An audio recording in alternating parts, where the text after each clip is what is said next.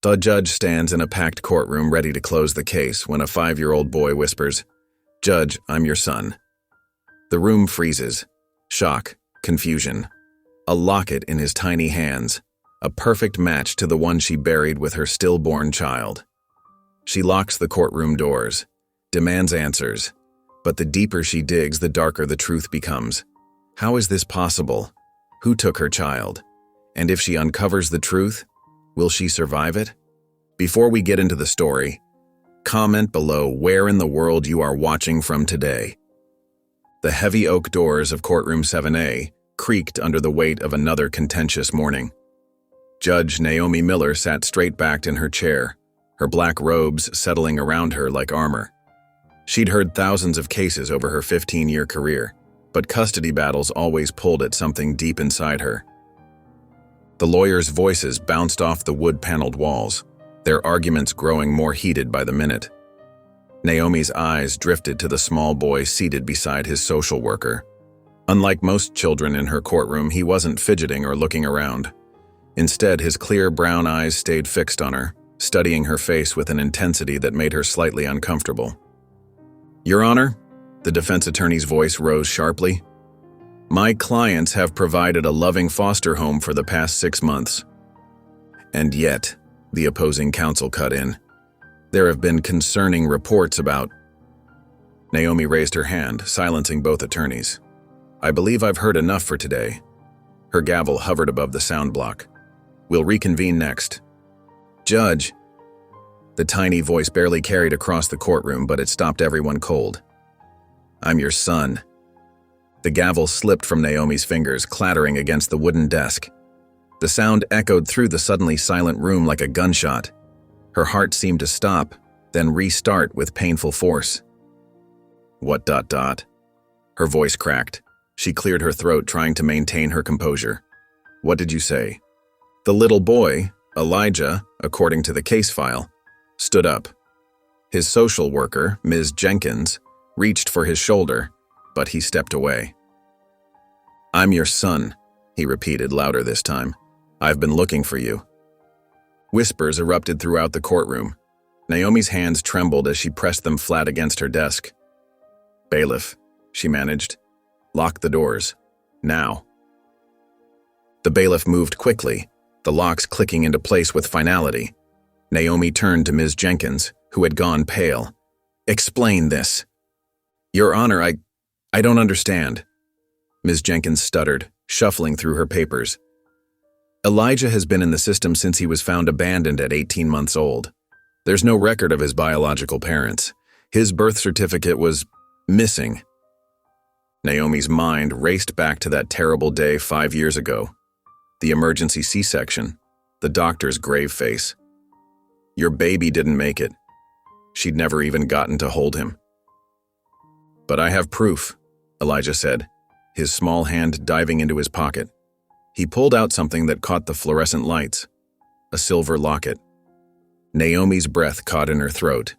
Her hand automatically went to her neck, where an identical locket had hung for the past 5 years. Inside hers was a tiny picture of a sonogram, the only image she had of her baby. With trembling fingers, she opened the locket around her neck. Then she looked at the one in Elijah's hand. They were identical, down to the small scratch on the back from when she'd dropped hers in the hospital parking lot the day she bought them. "I got 2, she whispered more to herself than anyone else. "One for me, one for my baby. But they told me." The room started to spin. Faces blurred together. The shocked attorneys, the confused foster parents, Ms. Jenkins's bewildered expression, and Elijah's earnest eyes that now seemed so familiar, they hurt. "Court is dismissed," she announced, her voice hardly recognizable to her own ears. "Everyone out. Now." As people filed out in stunned silence, Naomi stumbled to her feet. Her robes felt too heavy, the air too thick. Without looking at anyone, she rushed through her chamber doors, barely making it to her private bathroom before the sobs overtook her. She slid down against the cold tile wall, her whole body shaking, the locket pressed against her chest like a burning coal. After 5 years of grieving, of trying to accept that her baby was gone, could it be possible? Could that quiet little boy with the knowing eyes really be her son? Naomi's hands shook as she spread the yellowed hospital documents across her desk. The words, stillborn and time of death, jumped out at her like accusations. She'd read these papers 100 times in the past 5 years, each word etched into her memory like a scar. A gentle knock at her chamber door made her jump. "Your Honor?" Ms. Jenkins' voice was hesitant. "May I come in?" Naomi wiped her eyes quickly, straightening her robes. "Enter." Ms. Jenkins stepped inside, clutching a thick file to her chest. Her face showed the strain of the morning's events. Behind her, Mr. Davidson, the court clerk, hovered uncertainly. "Your Honor, there's something you need to know about Elijah." Ms. Jenkins settled into one of the leather chairs facing Naomi's desk. "This isn't the first time he's done this." Naomi's heart skipped. "What do you mean?" "He's been moved between foster homes more times than most children his age," Ms. Jenkins explained, opening the file. "Not because of behavioral issues, but because he keeps trying to find you."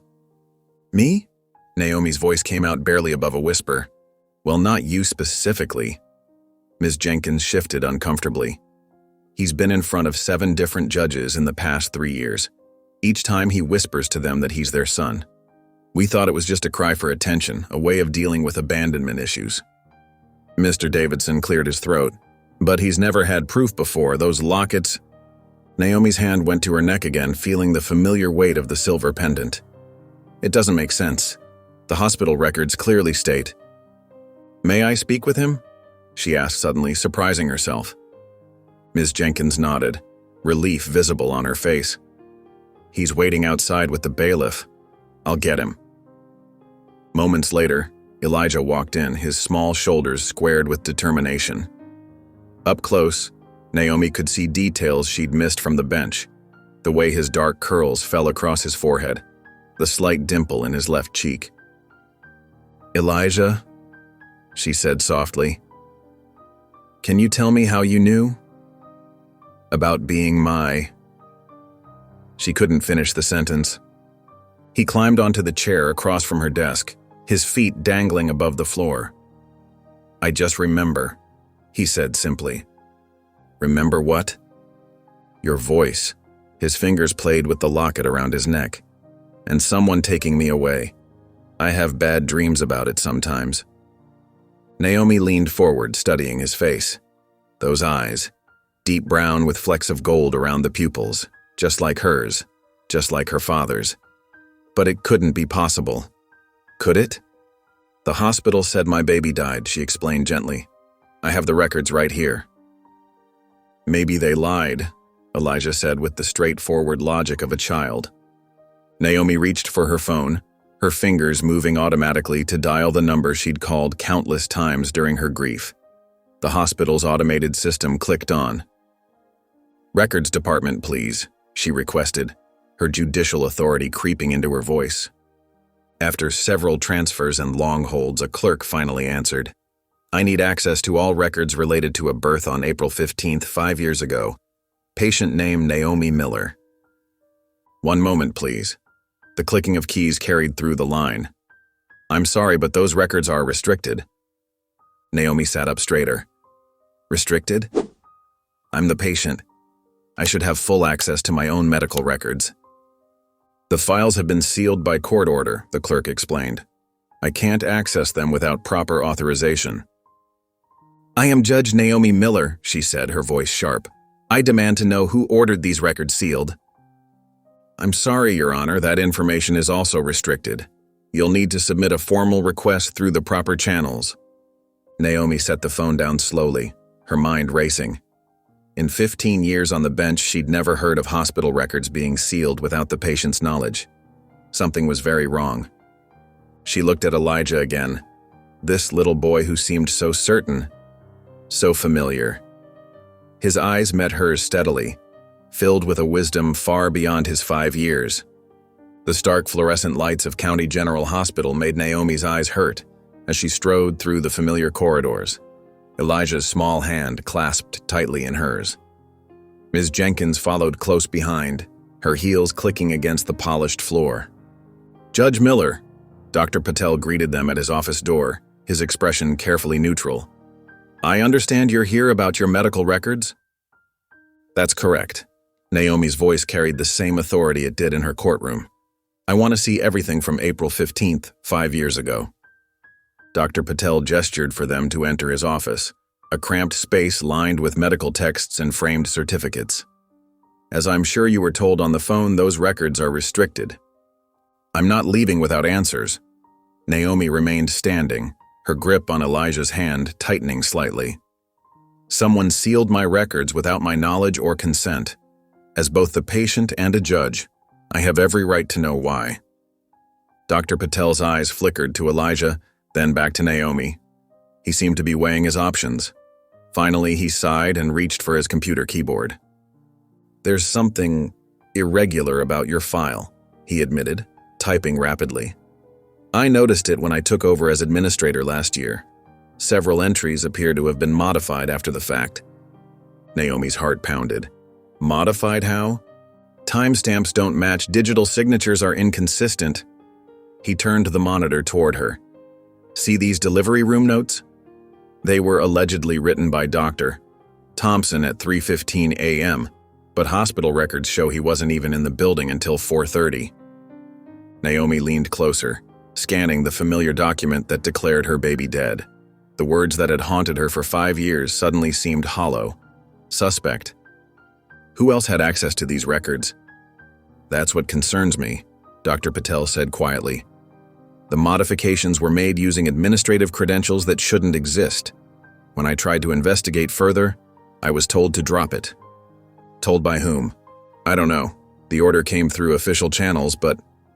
He glanced at Elijah again. "Judge Miller, if what you're suggesting is possible, this goes far beyond simple record tampering." Later that afternoon, Naomi sat with Elijah on a wooden bench in Morrison Park.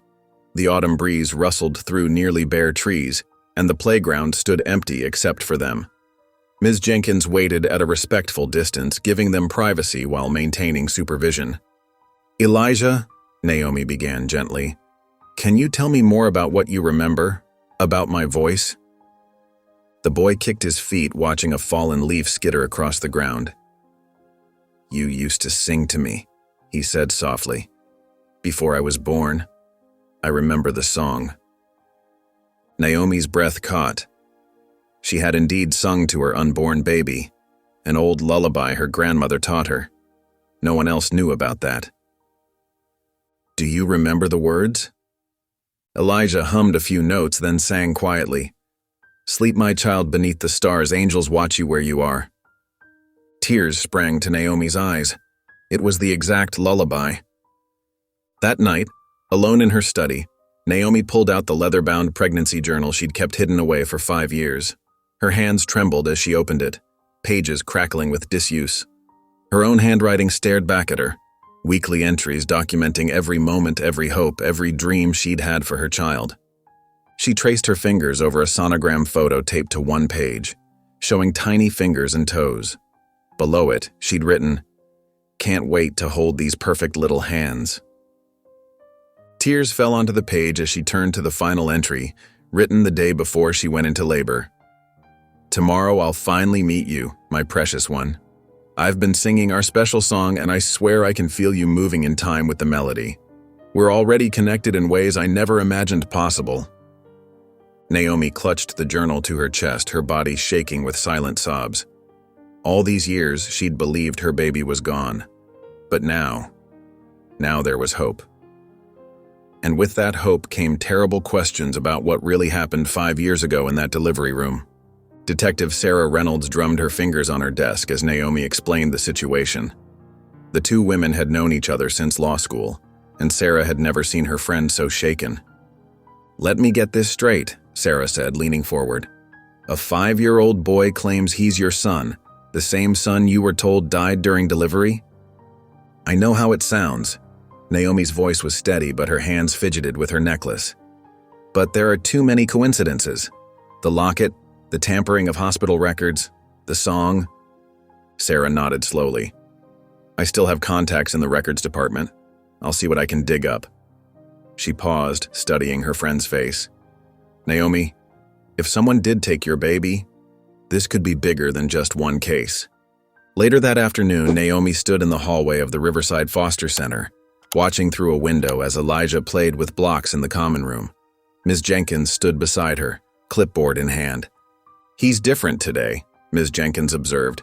"More focused, less withdrawn. Usually he just sits in the corner with his books." Naomi couldn't take her eyes off him. The way he methodically arranged the blocks, turning each one until the edges lined up perfectly. She used to do the same thing as a child. Her mother had always teased her about her need for order. "Does he—" Naomi hesitated. "Does he have any unusual habits?" Ms. Jenkins smiled. "He organizes his food before eating it. Colors together, nothing touching. And he's absolutely particular about having his shoes tied exactly the same way on both feet." Tears pricked at Naomi's eyes. More similarities she couldn't ignore. Elijah looked up then, his brown eyes meeting hers through the window. His face lit up, and he scrambled to his feet, rushing to the door. "You came back," he exclaimed, throwing his arms around her waist. "Of course I did," Naomi said softly, kneeling to his level. Elijah stepped back, suddenly shy. "I made a tower," he said, pointing to his blocks. "Want to see?" "I'd love to." They sat together on the carpet, and Elijah explained his architectural vision with surprising detail. Naomi found herself mesmerized by his small hands as they worked, so careful and precise. "Can you hand me the red one, Mommy?" he asked, then froze, his eyes going wide. "I mean, Judge Miller. I'm sorry." The room seemed to still. Ms. Jenkins, who had been watching from nearby, quickly pretended to be absorbed in her paperwork. "It's okay," Naomi whispered, her heart racing. She handed him the red block, watching as he placed it carefully on top of his tower. That evening, just as Naomi was preparing for bed, her phone rang. Sarah's number flashed on the screen. "Tell me you found something," Naomi answered. I did, but..." Sarah's voice was tense. "Naomi, something's very wrong here. I checked the birth registry from that day, and there are inconsistencies everywhere. Your delivery is logged at 2 different times by 2 different doctors." Naomi sank onto her bed. "What else?" "The death certificate. It's dated 3 hours before your C-section was even performed." "That's impossible." Sarah paused. "And there's more.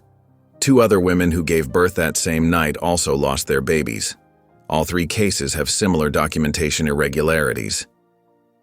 "3 babies?" Naomi breathed. "All on the same night?" "All declared dead, all with paperwork that doesn't add up." Sarah's voice lowered. "Naomi, if someone was stealing newborns, then my son might really be alive," Naomi finished, her hand clutching the phone tighter. "And Elijah might really be mine." Sarah's office was dim, lit only by her desk lamp as she spread out the files before Naomi. Outside, rain pattered against the windows, matching the somber mood inside. "Dr. Marcus Thompson," Sarah said, tapping a photograph of a distinguished-looking man in his 50s. "He was the attending physician for all 3 cases that night, including yours." Naomi leaned closer, studying the man's face. Something about his eyes made her uneasy. They were cold, calculating, despite his professional smile. "What happened to him?" she asked, her voice barely above a whisper. "He worked at the hospital for another 3 years after your delivery. Then, when questions started coming up about other stillborn cases, he vanished." Sarah pulled out another document. "No forwarding address, no trace, just gone." Naomi's hands trembled as she picked up the report. "How many cases?" 12 suspicious stillbirths over 5 years, all with similar patterns in the paperwork." Sarah's face was grim. "And those are just the ones we know about." Thunder rumbled outside as Naomi absorbed this information. Her mind raced back to that terrible night, trying to remember Dr. Thompson's face, but the memories were clouded by pain and grief.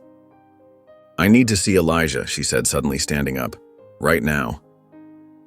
Despite Ms. Jenkins' protests about the late hour, Naomi drove through the rain to the foster center.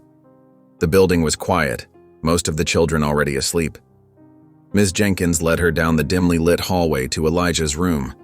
He lay curled up in his small bed, one hand clutched tightly around the locket. Even in sleep, his face held a hint of worry, as if he feared someone might take it away. "He never lets go of it," Ms. Jenkins said softly. "Not since the day he showed it to you in court." Naomi knelt beside the bed, her heart aching at how small and vulnerable he looked. "Has he ever talked about where he got it?" Ms. Jenkins hesitated. "He's always been different from the other children.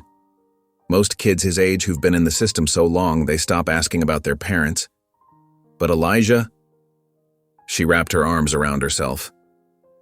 "He's always insisted his real mother was out there, that she didn't abandon him." "What exactly did he say?" "He tells the same story every time, that he remembers being held, being loved. He says he remembers his mother's voice singing to him." Ms. Jenkins looked at Naomi. "Judge Miller, in all my years doing this work, I've never seen a child so certain." Naomi watched as Elijah stirred slightly in his sleep, his fingers tightening around the locket. Her own matching pendant felt heavy against her chest. "I want to take him," she said suddenly. "I'm sorry? While the investigation is ongoing, I want to look after him personally." Naomi turned to face Ms. Jenkins. "We both know he's not just another case anymore. Judge Miller, there are procedures, protocols. I'm not asking as a judge." Naomi's voice cracked slightly. "I'm asking as a mother who might have had her baby stolen from her. Please."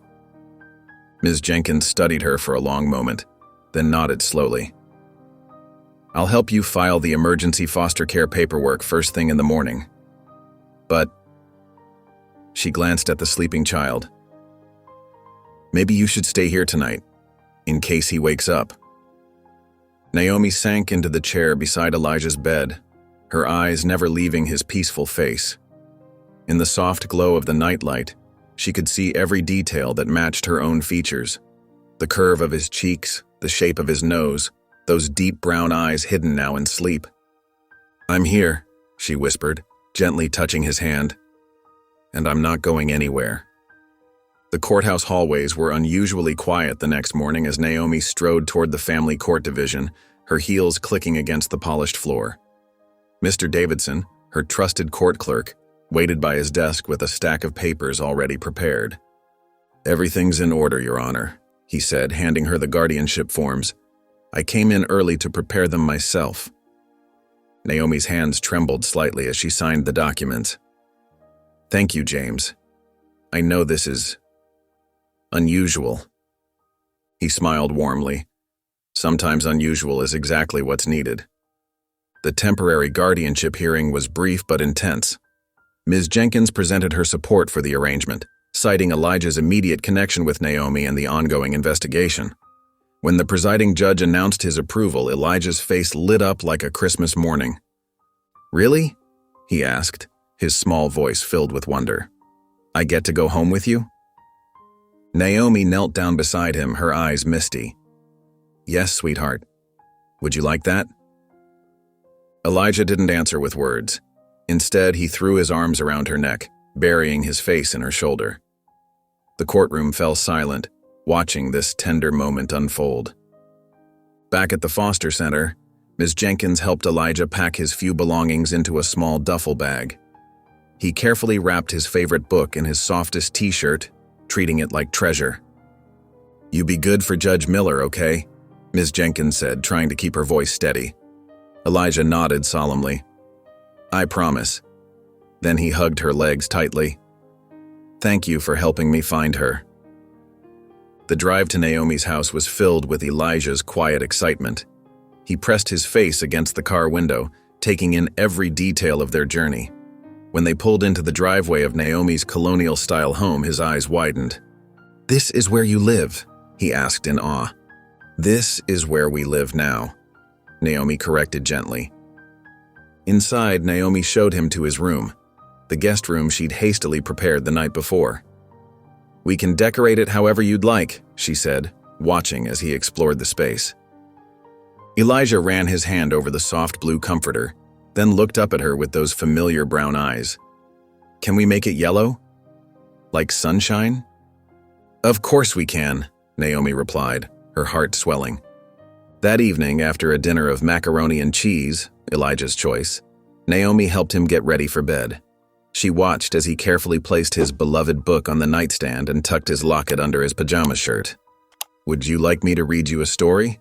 She asked, sitting on the edge of his bed. Elijah nodded eagerly, then hesitated. Can you sing instead? Like you used to?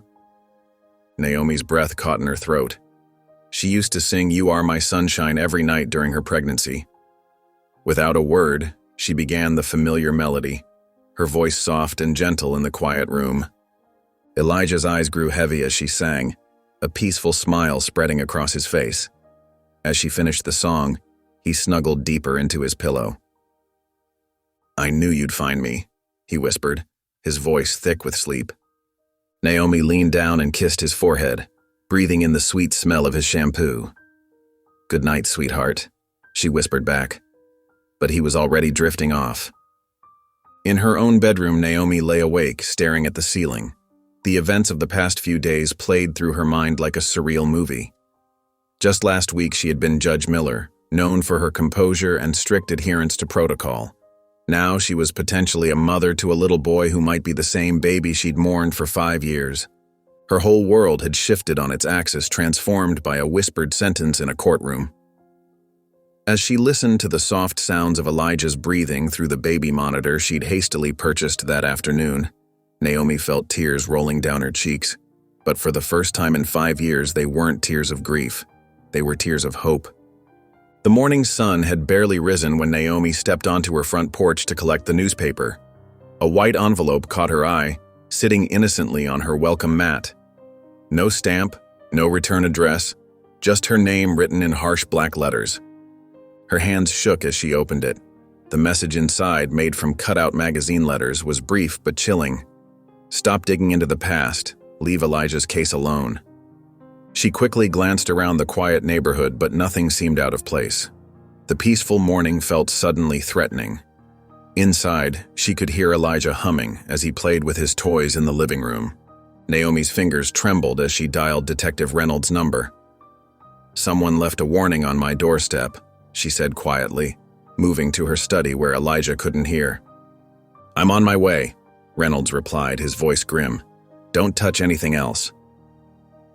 Within 30 minutes, Reynolds was examining the letter while 2 officers checked the property. This isn't amateur work, he said, carefully placing the letter in an evidence bag. We're installing security cameras today, no arguments. Naomi nodded, watching Elijah through the study window as he played in the backyard. Someone's afraid of what we might find. Which means we're getting close, Reynolds added. Later that morning, as Naomi prepared breakfast, Elijah sat quietly at the kitchen counter, pushing his scrambled eggs around his plate. Something was clearly bothering him. What's wrong, sweetheart? Naomi asked gently. Elijah's lower lip trembled. Are you going to leave me too? His voice was barely above a whisper, but the words hit Naomi like a physical blow. She immediately moved around the counter and knelt beside his chair. No, Elijah, never. She took his small hands in hers. I will never leave you. I promise. His brown eyes, so like her own, searched her face. Really? Really, she assured him, pulling him into a tight hug. Their moment was interrupted by an urgent call from Mr. Davidson. Your Honor, Ms. Jenkins just submitted her resignation, effective immediately. What? Naomi straightened up, keeping one hand on Elijah's shoulder. Did she say why? No explanation, but Judge ... Davidson lowered his voice. She looked terrified. After arranging for a trusted neighbor to watch Elijah, Naomi drove to the courthouse. In her chambers, she pulled up Ms. Jenkins's employment records on her computer. Something wasn't adding up. Mr. Davidson brought in more files. I found something interesting, he said, pointing to a line in Ms. Jenkins' work history. Before she became a social worker, she worked as a nurse's aide. Naomi leaned forward.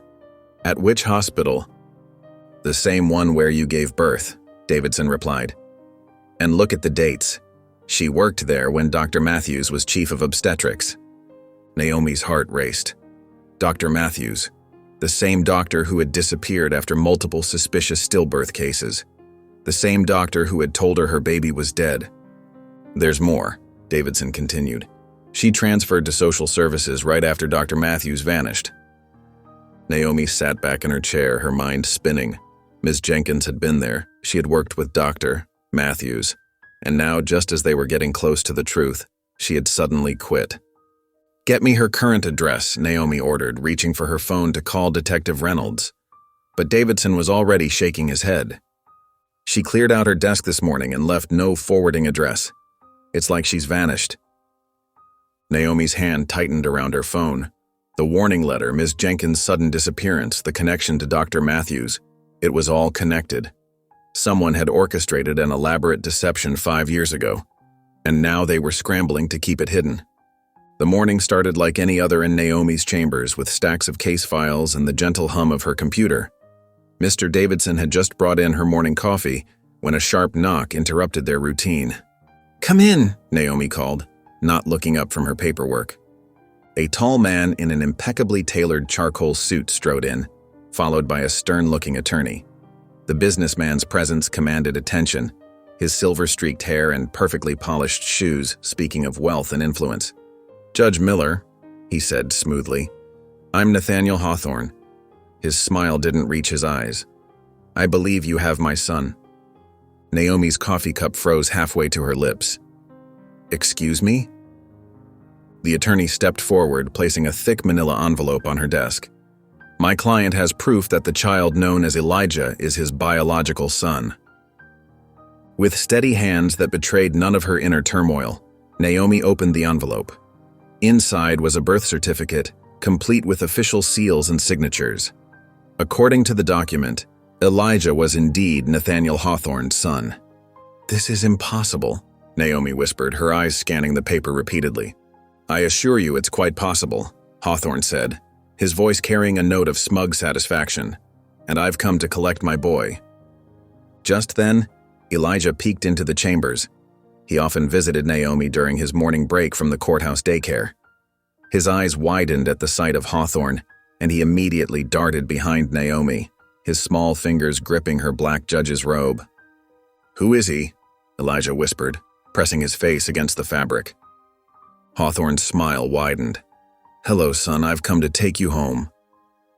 Elijah's grip tightened. "No," he whimpered. "I want to stay with Mommy." Hawthorne's attorney cleared his throat. "Judge Miller, if you refuse to release the child to his legal father, we'll be forced to take immediate legal action." Naomi placed a protective hand on Elijah's head. "These documents will need to be thoroughly verified before any decisions are made," she said, her judicial composure taking over. "Given the unusual circumstances surrounding Elijah's case, I'm ordering a full investigation into their authenticity." "You're overstepping, Your Honor," Hawthorne's attorney warned. "No," Naomi replied firmly. "I'm following proper procedure. Mr. Davidson, please make copies of everything." Hawthorne's confident smile faltered for just a moment. "You're making a mistake, Judge Miller. I have considerable influence in this city." "Is that a threat, Mr. Hawthorne?" "Consider it friendly advice." He straightened his already perfect tie. "Come along, Charles," he said to his attorney. "We'll let the judge think about her position. But don't take too long, Your Honor. My patience has limits." After they left, Elijah finally emerged from behind Naomi, his face streaked with tears. "Please don't let him take me," he begged. "Never," Naomi promised, pulling him close. "We're going to figure this out." Later that evening, after putting Elijah to bed, Naomi spread the documents across her dining room table.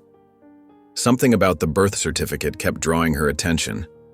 Under the harsh light of her desk lamp, she noticed an unusual marking in the bottom right corner, a tiny symbol that looked like a crossed key. She'd seen thousands of legal documents throughout her career, but never one with this marking. Pulling out her magnifying glass, she examined it more closely. The symbol was expertly printed, almost invisible to the naked eye. "Mr. Davidson," she called, knowing her clerk was still working in the next room. "Have you ever seen this mark before?" Davidson adjusted his glasses and leaned in close. "No, Your Honor." In 20 years of handling court documents, I've never seen anything like it. Naomi sat back, her mind racing. Then we need to find out what it means because I'm betting it's not supposed to be there. She picked up the birth certificate again, studying Hawthorne's name. Something about this wealthy businessman showing up out of nowhere, wielding suspicious documents and making veiled threats, set off every alarm bell in her judicial mind. Naomi's fingers flew across her keyboard, her eyes darting between multiple screens in her chambers. Mr. Davidson stood beside her, holding a stack of court records they'd pulled from the archives. "Look at this," she said, pointing to her monitor. "The paper stock number on Hawthorne's birth certificate doesn't match any official records from that year. It's not even close." Mr. Davidson adjusted his glasses. "And the watermark is wrong too. The real ones have an eagle. This one has what looks like a phoenix." Detective Reynolds burst through the door, his face flushed with excitement. "Judge Miller, you need to hear this." He dropped a thick folder on her desk. "I've been digging into Nathaniel Hawthorne's background. His real name is Nathaniel Crawford. He changed it 20 years ago." Naomi's heart skipped a beat. "Crawford, as in Dr. James Crawford?" "The very same," Reynolds nodded. "The doctor who delivered your baby and disappeared after those suspicious stillborn cases? That's his father." Naomi sank back in her chair, her mind spinning. "So Nathaniel Hawthorne is actually the son of the doctor who told me my baby died?" Her voice cracked. "The same doctor who vanished without a trace?" "There's more," Reynolds continued, spreading photos across her desk. "The Crawfords owned a private adoption agency back then. It was shut down after allegations of trafficking, but nothing was ever proven. All the records mysteriously disappeared in a fire." "They stole him," Naomi whispered, her hands trembling. "They stole my baby and covered it up." Mr. Davidson cleared his throat. "Your Honor, remember that marking we found on the birth certificate? I think I know what it means now." He pulled out an old newspaper clipping. "It was the Crawford family crest, a crossed key. They used it on all their official documents." A small knock at the door made them all turn. Elijah stood there in his dinosaur pajamas, tears streaming down his face. His social worker had brought him to the courthouse after another nightmare at the temporary foster home where he stayed during the day. "Sweetheart, what's wrong?" Naomi rushed to him, gathering him in her arms. "The dark room," Elijah sobbed, burying his face in her shoulder. "They put me in the dark room when I cried too much." Naomi exchanged glances with Reynolds. "Can you tell us more about this room, buddy?" Elijah's small body shuddered. "It was cold, and there were other babies crying too." He looked up at Naomi with those familiar brown eyes. "But I remembered your voice. You used to sing to me." Naomi's breath caught in her throat. She had sung to her belly every night during her pregnancy, an old lullaby her grandmother taught her. "Do you remember the song?" she asked softly. Elijah nodded and began humming the exact melody, the same lullaby she'd sung all those years ago. Naomi pulled him closer, tears flowing freely now. "Detective," she said, her voice steady despite her tears, "I want every record of the Crawford family pulled. Every property they owned, every business connection, everything. They didn't just steal my baby, they stole others too, and they've been covering it up for years." Reynolds nodded grimly. "I'll get my team on it right away. With this forged birth certificate as evidence, we can get warrants to search Hawthorne's properties." Mr. Davidson spoke up. "Your Honor, what about the threat Hawthorne made? He's a powerful man with dangerous connections." Naomi looked down at Elijah, who had fallen asleep in her arms, his small hand clutching her necklace. "Then we'll need to be more powerful. We have something he doesn't, the truth. And a mother's love is stronger than any threat he can make." She gently brushed Elijah's hair from his forehead, noticing how his features softened in sleep. Those same dark curls she saw in her own childhood photos, that same determined set to his jaw. All this time, her heart had known what her mind couldn't prove. This was her son, and she would move heaven and earth to protect him. The courthouse basement was cold and musty, filled with towering shelves of dusty boxes and forgotten files. Naomi and Detective Reynolds followed the elderly court archivist, Mrs. Peterson, through the narrow aisles. Their flashlights cast long shadows on the concrete walls. "Most of these records haven't been touched in decades," Mrs. Peterson said, her wrinkled hands trailing along box labels. "But I remember that case you mentioned. It caused quite a stir back then." She stopped at a metal shelf and pulled out a weathered cardboard box. "Here we are, evidence from the Crawford Adoption Agency investigation, including some old recordings that were never properly logged." Naomi's hands trembled as she opened the box. Inside were dozens of cassette tapes, their labels faded with age. Detective Reynolds helped her sort through them until they found one marked Dr. C. Personal Records. "There's an old tape player in my office upstairs," Mrs. Peterson offered. "It still works." They huddled around the small desk in the archivist's office, hearts pounding as Mrs. Peterson pressed play. Static crackled through the speaker, then a man's voice filled the room. "Personal log, October 12, 1988, the voice began. "Another successful delivery today. Mother was told the baby didn't survive. Payment received in full from the Winters family." Naomi gasped. The voice continued, growing more candid with each entry. "November 3, 1988. The system works perfectly. We tell them it's stillborn, handle all the paperwork, and the babies go to wealthy families willing to pay. Everyone wins." Detective Reynolds scribbled notes furiously as the confession continued. "December 15, 1988. Had to expand operations. Built a soundproof nursery in the basement of the old clinic. Keeps the merchandise quiet until delivery." Naomi's stomach turned at the cold, clinical way he discussed stealing babies. Her baby. She thought of Elijah's nightmares about the dark room. January 20th, 1989. Judge Miller's case today. Premium specimen. Healthy male infant. Buyer already lined up. Standard procedure. Declare stillborn. Falsified death certificate. Everything went smoothly. The tape clicked off. Naomi sat frozen, her face pale. "That was the day Elijah was born," she whispered. "This is it," Detective Reynolds said, his voice tight with excitement. "This is the evidence we need to bring down Hawthorne and his whole operation." "I wouldn't be so sure about that." They all turned to find Nathaniel Hawthorne standing in the doorway, his expensive suit out of place in the cramped office. His smile was cold as he stepped inside. "Those tapes are quite old," he said smoothly.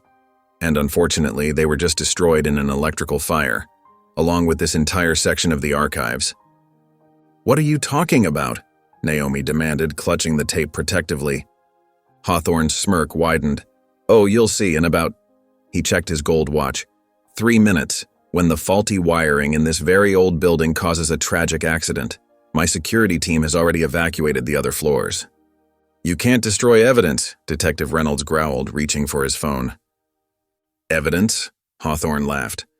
"Those tapes could have been recorded by anyone, and soon they won't exist at all." His face hardened. "Some truths are better left buried, Judge Miller. Walk away now while you still can." The overhead lights flickered ominously. Mrs. Peterson clutched her chest, eyes wide with fear. Naomi stood up slowly, facing Hawthorne with steel in her eyes. "You're just like your father," she said quietly, "thinking you can play God with people's lives. But you made one mistake." "Oh?" Hawthorne raised an eyebrow. "And what's that?" "You underestimated a mother's love." Naomi held up her phone, which had been recording since they entered the archive. "And you just confessed to planning arson in a federal building." The smirk finally fell from Hawthorne's face as the sound of approaching sirens filled the air. The child therapy office was painted in soft blues and greens, with fluffy clouds stenciled on the walls. Dr. Monroe, a gentle woman with silver-streaked hair, sat cross-legged on the carpet beside Elijah. Naomi watched from a comfortable chair nearby, her heart aching as Elijah hunched over his drawing paper. "Can you tell me about what you're drawing, Elijah?" Dr. Monroe asked softly, placing a fresh box of crayons within his reach. Elijah's small hand moved deliberately across the paper, using dark colors, browns and grays mostly. His tongue poked out slightly as he concentrated. "It's the room," he said quietly, The dark room where they put me. Naomi leaned forward, her hands clasped tightly in her lap. The picture showed what looked like a box or a small space, colored entirely in black crayon except for a tiny window near the top. "And how did you feel in this room?" Dr. Monroe prompted gently. Elijah's crayon paused. "Scared," he whispered. "But there was a lady crying. I remember her crying for me." He looked up at Naomi, his brown eyes, so much like her own, filled with a wisdom beyond his years. "I think it was you, Judge Naomi." Naomi's breath caught in her throat. She remembered those horrible hours after they told her her baby was dead, how she had sobbed until her voice gave out, begging to hold him just once.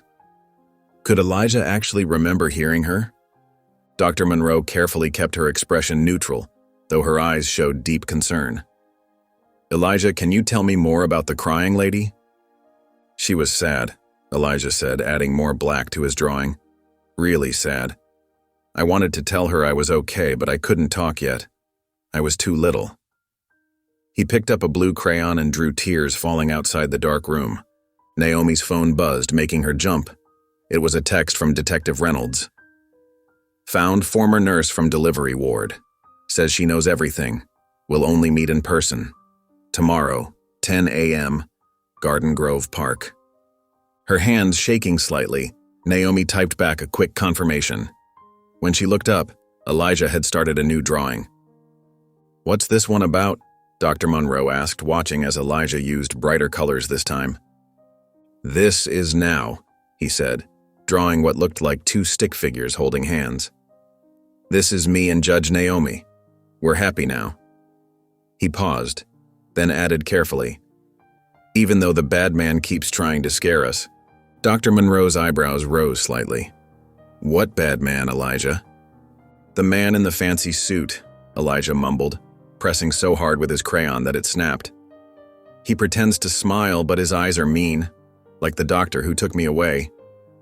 Naomi felt a chill run down her spine. Hawthorne.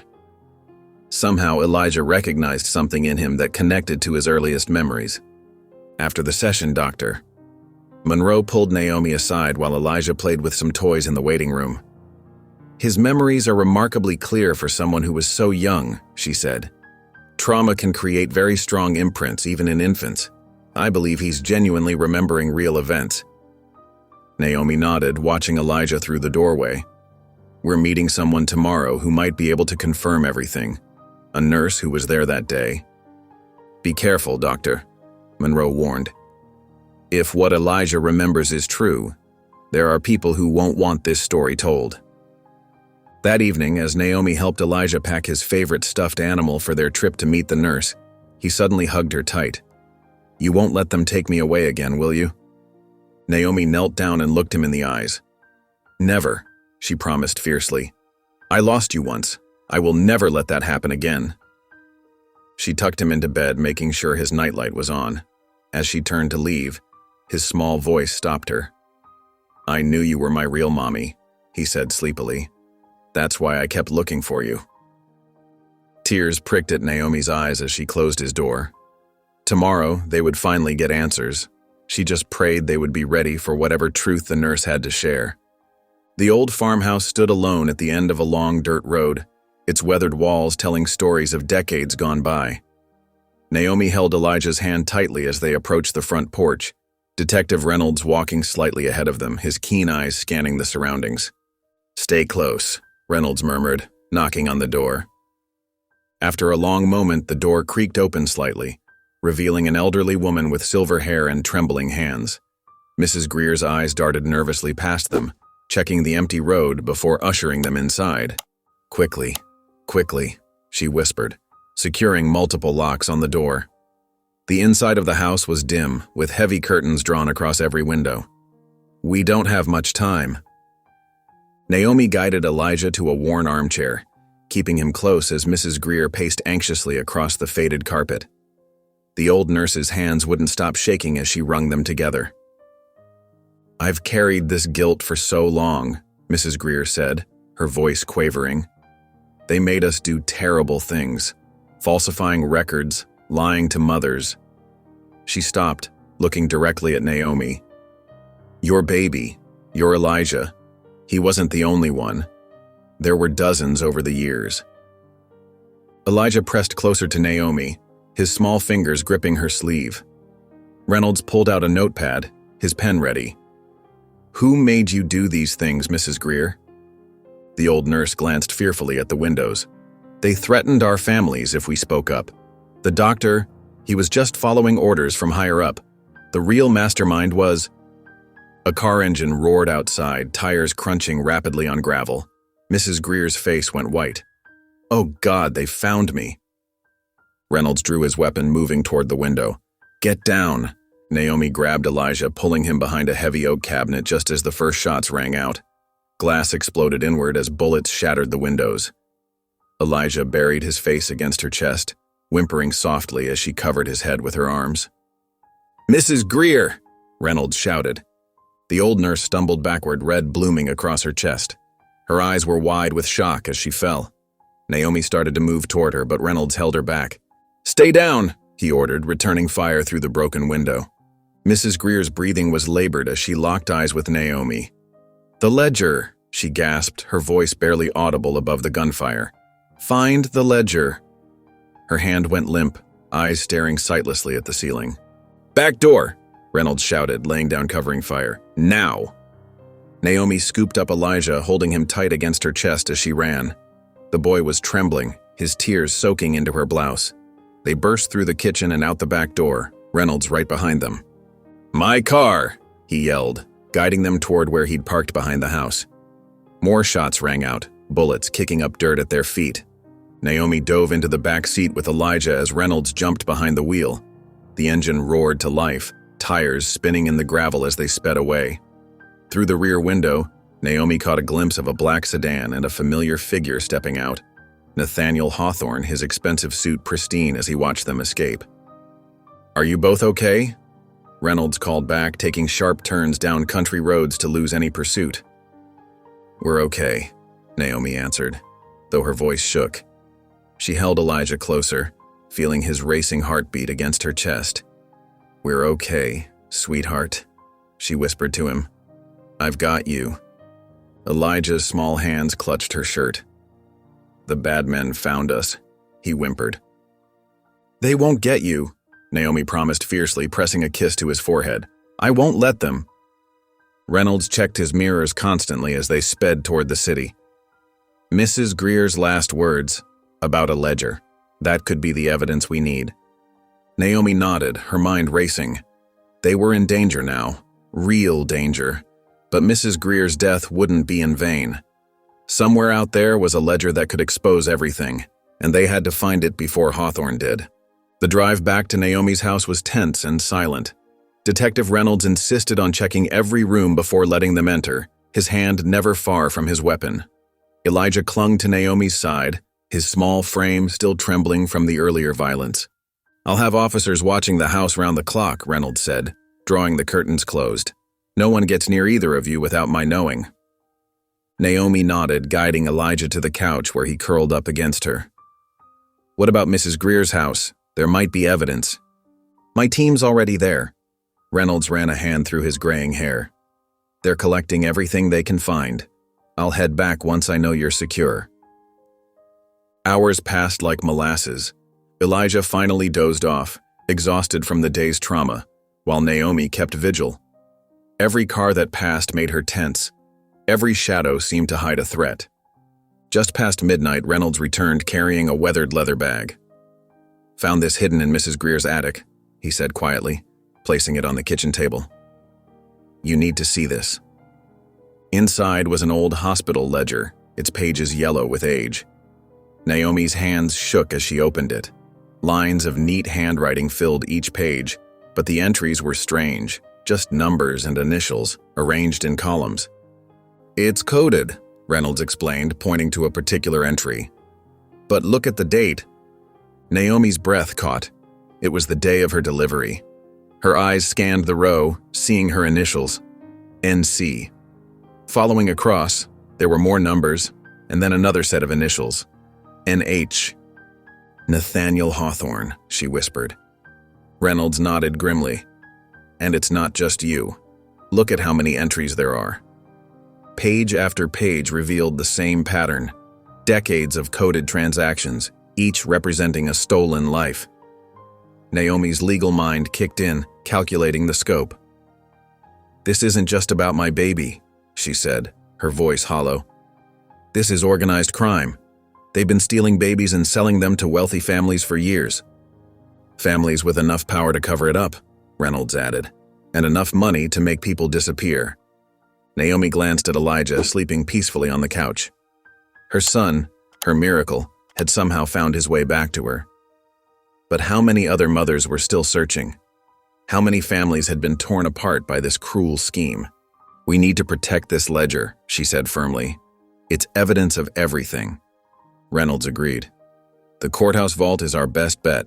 It's secure, and only you and the court clerk have access." Early the next morning, after arranging a police escort, Naomi carried the ledger to the courthouse. Mr. Davidson, the court clerk, met them at the entrance, his usually cheerful face serious. "Judge Miller," he said softly, leading them to the vault. "I've cleared the area. No one will see us." The vault was a massive steel door set into the courthouse's oldest wall. Davidson worked the combination carefully, each click echoing in the empty hallway. Inside, rows of metal drawers held the county's most sensitive documents. Naomi placed the ledger in a sealed evidence bag, logging it properly. Her hands lingered on the package, knowing it contained the truth that could bring justice to so many families. "This stays here until we can decode it properly," she instructed Davidson. "No one accesses it without my direct authorization." The vault door swung shut with a heavy thud. Naomi stared at it, feeling the weight of responsibility settle on her shoulders. This wasn't just about her and Elijah anymore. This ledger could expose decades of corruption and heal countless broken families. But first, they had to keep it safe, and with Nathaniel Hawthorne's reach growing more apparent by the hour, that would be no small task. The morning sun cast long shadows across the courthouse steps as Naomi climbed them, her heart heavy, but her spine straight. Inside, the emergency custody hearing was already packed. Nathaniel Hawthorne sat at the plaintiff's table, his expensive suit perfectly pressed, his smile razor-sharp. Judge Peterson, an elderly man who'd taken over the case, shuffled through the papers before him. Naomi's hands clenched in her lap as Nathaniel's lawyer approached the bench. "Your Honor, we have serious concerns about Judge Miller's mental state," the lawyer began, his voice dripping with false concern. "We have multiple witness statements attesting to her increasingly erratic behavior." One by one, the fabricated statements were presented. A court clerk claimed to have seen Naomi talking to herself in her chambers. A security guard reported her wandering the courthouse late at night, muttering about conspiracies. Even Ms. Jenkins, the former social worker, had provided a statement suggesting Naomi was obsessed with proving Elijah was her son. Naomi's lawyer objected, but the damage was done. Judge Peterson's frown deepened with each new piece of evidence. "Furthermore," Nathaniel's lawyer continued, "we have Mr. Hawthorne's birth certificate proving his paternity, along with hospital records showing his late wife as the birth mother." Naomi wanted to scream that it was all lies, that the documents were forged, but she knew how it would sound. The more she protested, the more she would seem to prove their point about her mental state. Judge Peterson cleared his throat. "Judge Miller, while I respect your position on the bench, I cannot ignore these concerning reports." He adjusted his glasses. "Until this matter is fully investigated, I'm ordering you to step back from any involvement in Elijah's case." The words hit Naomi like physical blows. Across the courtroom, Elijah sat with his temporary guardian, his small face confused and frightened. When their eyes met, he reached out one hand toward her, but the guardian quickly pulled him back. "Additionally," Judge Peterson continued, "I'm granting temporary custody to Mr. Hawthorne, pending a full hearing next week." The room spun. Naomi gripped the table to steady herself, watching helplessly as Nathaniel's smile grew wider. This couldn't be happening. They couldn't take her son away again. As people filed out of the courtroom, Nathaniel brushed past her. His cologne was expensive, suffocating. "You're out of moves, Judge," he whispered, his breath hot against her ear. Then he was gone, leaving only the echo of his polished shoes on the marble floor. Naomi drove home in a daze, her mind racing through possible solutions. The ledger was her only real evidence. Once they decoded it, they could prove everything. The trafficking ring, the forged documents, all of it. But when she pulled into her driveway, she knew something was wrong. Her front door stood slightly ajar, swaying in the evening breeze. Inside, chaos reigned. Drawers had been pulled out and emptied, furniture overturned, books thrown from shelves. Even her bedroom hadn't been spared. The mattress was slashed, clothes strewn everywhere. Naomi ran to her home office, her heart pounding. The wall safe stood open, its contents scattered, except for one thing. The hospital ledger was gone. She sank to her knees among the debris of her ransacked home, the reality of her situation crushing down on her. They had taken everything, her son, her evidence, her credibility. Even her fellow judges now looked at her with doubt in their eyes. Her phone buzzed, a text from Mr. Davidson. "Judge Miller, the vault's been compromised. The ledger's copy is gone too." Naomi stared at the message, her hands shaking. Nathaniel had been right. She was out of moves. Without the ledger, she had no way to prove the trafficking ring existed. No way to show that Elijah truly was her son. No way to expose the decades of lies and corruption that had torn so many families apart. Naomi paced her living room, her normally pristine judge's robe wrinkled and forgotten on a chair. Detective Reynolds sat at her dining table, surrounded by scattered papers and empty coffee cups. "There has to be something we missed," Naomi said, running her fingers through her disheveled hair. "Some piece of evidence they couldn't have taken." Reynolds shook his head, his weathered face etched with exhaustion. "They were thorough, Naomi. The ledger, the vault copy, even the digital backups, all gone." A small cry from upstairs made them both freeze. "Mommy, no, no!" Elijah's voice carried down the hallway. Naomi rushed up the stairs, taking them two at a time. She found Elijah thrashing in his bed, his small face scrunched in fear. Sweat plastered his dark curls to his forehead. "Shh, sweetheart, I'm here," she whispered, gathering him into her arms. His little body trembled against hers. "They took me at night," he whimpered, his eyes still closed. I remember a car with a star." Naomi's heart stopped. "Elijah, what kind of star?" His eyes fluttered open, still glazed with sleep and fear. "Big and silver, on the front of the car." Reynolds appeared in the doorway, his notepad already out. "A Mercedes," he said quietly. "Their logo is a silver star." Naomi held Elijah closer, her mind racing. He's remembering the night they took him from the hospital.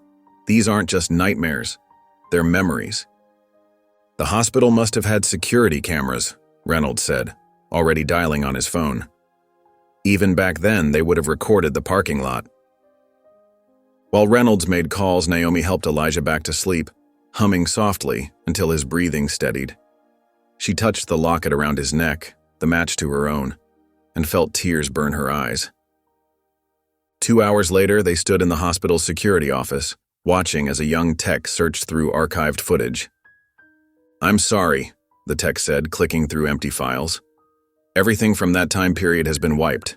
Someone did a professional job. There's not even any metadata left." Naomi slumped against the wall. Another dead end. Another piece of evidence destroyed before they could reach it. Back in her car, she pressed her forehead against the steering wheel. Reynolds put a comforting hand on her shoulder. Her phone buzzed. Unknown number.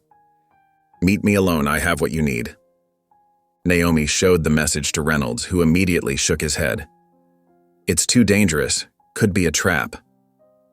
"But what if it's not?" Naomi's voice cracked. "What if this is our last chance to prove the truth? To keep Elijah safe?" "At least let me set up surveillance," Reynolds argued. "We can't risk—" Another text arrived.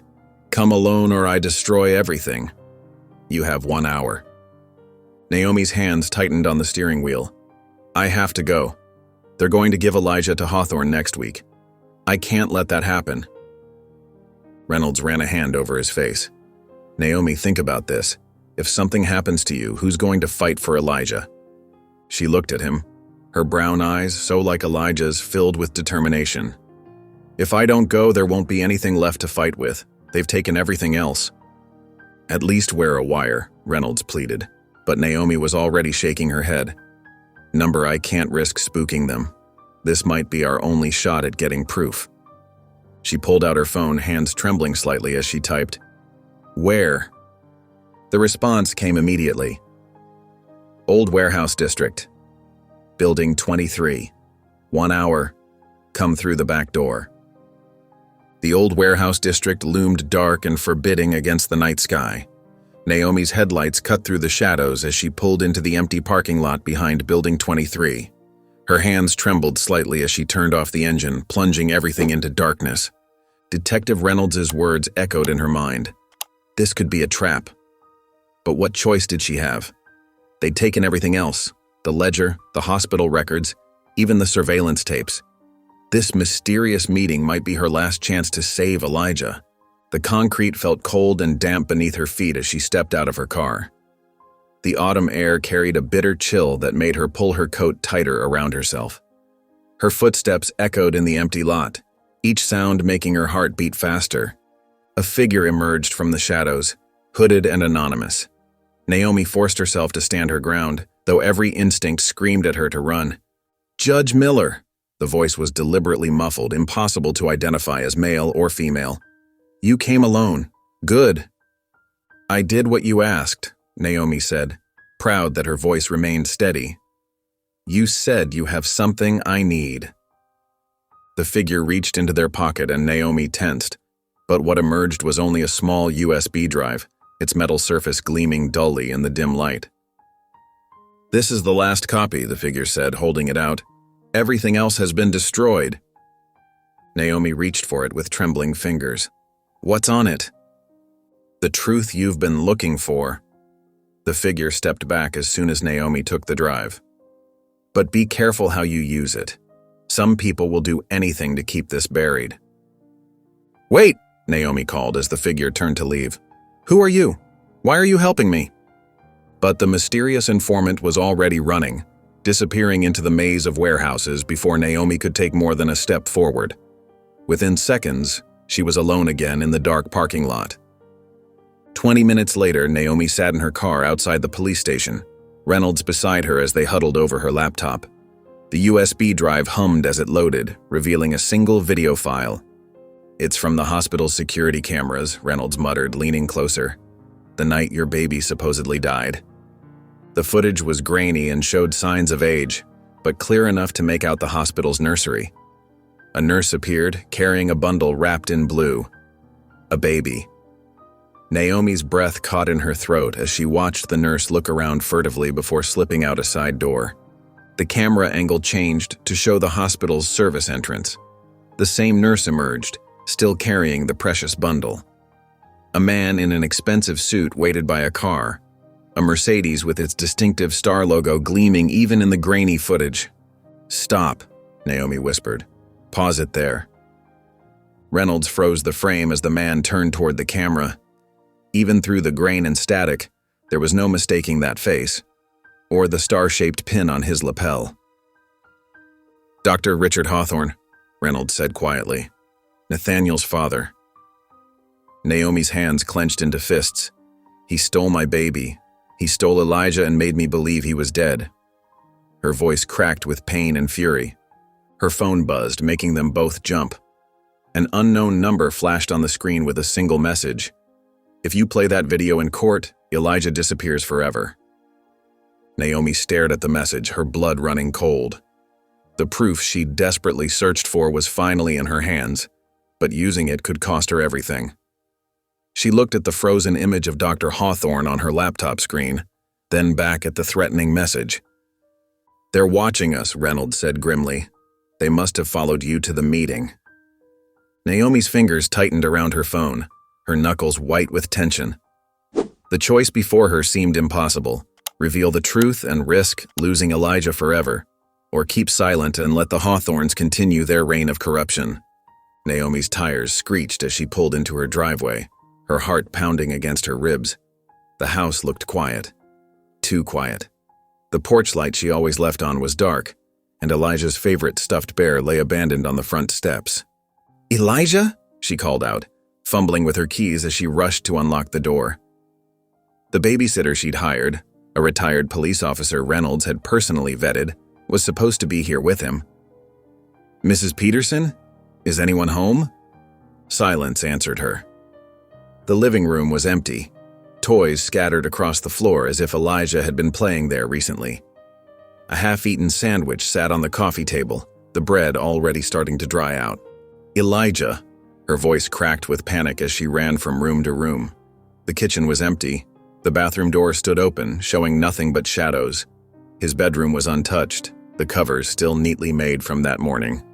Detective Reynolds burst through the front door behind her, gun drawn. "House is clear from the outside," he said, his voice tight with concern. "No signs of forced entry." Naomi's hands shook as she pulled out her phone to call Mrs. Peterson. The line rang once, twice, then went straight to voicemail. "She's not answering," Naomi whispered, terror clawing at her throat. A tiny sound, so faint she almost missed it, made her freeze. A whimper, coming from somewhere nearby. "Did you hear that?" she asked Reynolds, who nodded and holstered his weapon. There it was again, a muffled sob from the hallway closet. Naomi rushed over, her hands trembling as she reached for the doorknob. The door creaked open to reveal Elijah curled up in the corner, his small body shaking with fear. "Oh, baby," Naomi breathed, dropping to her knees. "Come here, sweetheart. You're safe now." Elijah launched himself into her arms, his tears soaking into her shoulder. He said he was going to take me home," the boy hiccuped between sobs. "But you're my home now. I don't want to go with him." "What man, Elijah?" Reynolds asked gently, kneeling beside them. "Can you tell us what happened?" Elijah clutched Naomi tighter, his little fingers digging into her shirt. "He had a star on his coat, like in the scary dreams. Mrs. Peterson went to answer the door and I heard him say he was here to take me home." His voice dropped to a whisper. "I ran and hid like you taught me." Naomi's blood ran cold. The star pin, Nathaniel's family symbol. "Where's Mrs. Peterson now?" "I heard her yelling," Elijah said. "Then it got really quiet. I stayed hidden like you said." Reynolds immediately stepped away to call for backup, speaking in urgent whispers into his phone. Naomi held Elijah closer, her mind racing. This was getting too dangerous. Nathaniel was growing desperate, willing to resort to anything to keep his family's secrets buried. "I won't let them take you," she promised Elijah, stroking his hair. "Never again." The boy looked up at her with those deep brown eyes, her eyes, still wet with tears. "Promise?" "I promise." Naomi's jaw set with determination. She'd spent too long playing by their rules, trying to fight this battle in the shadows. Every attempt to expose the truth quietly had been blocked, every piece of evidence stolen or destroyed. No more. It was time to bring everything into the light. "Reynolds," she called out, her voice steady despite the fear still coursing through her. "I need you to arrange a press conference. Tomorrow morning." The detective looked at her sharply. "You know what they threatened if you go public." "I know." Naomi stood up, lifting Elijah with her. He wrapped his arms around her neck, finally feeling safe enough to stop trembling. But they've already shown they'll never stop. The only way to protect Elijah now is to make sure everyone knows the truth. The morning sun cast long shadows across Naomi's office as she waited for Lisa Bennett to arrive. Her hands trembled slightly as she held the USB drive, their last chance at exposing the truth.